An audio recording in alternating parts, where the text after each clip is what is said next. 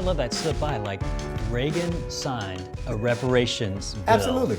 for Japanese families that Right. were adversely affected by internment during World War II. Absolutely. We're put in intern camps.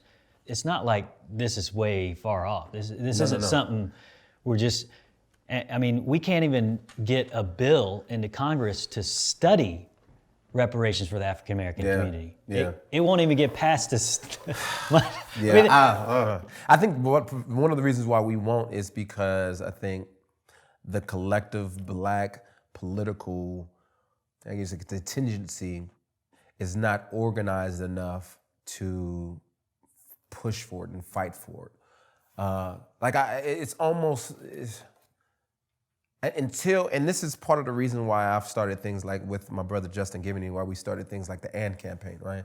Is because it's time out for black people being pimped out to political parties, right? And the Democratic Party in particular, right? Because yes, we're still thinking the Democratic Party is the party of the 1960s. And even in that, they weren't that great of a party.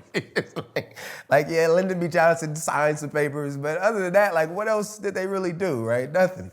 So, but it's almost like, well, I'm definitely not rocking with the Republicans because those jokers, they just ignored all kinds of civil rights. They were trying to create drug war policies and all this stuff back in Nixon's day. And so, but overall. Did you see that, by the way, recently? Yes, the actual. Nixon's right-hand man just came out and said, hey, by the way, just so you know, we created the war on drugs to target hippies and blacks. Black folks. And so, but the thing is, like, who was shocked by that? No, none of my people, nobody I know was like, oh, really? Like, we were all like, oh, yeah, of course. That makes sense. Like, we look at our communities today, right? Like, I live in Southwest Atlanta, right? So, I promise you, every Friday night or Saturday night, me and my buddies will be coming from somewhere, right? And we'll drive through a particular community, and what you'll see is police blockades. Just randomly, a police blockade. I'm like, what's?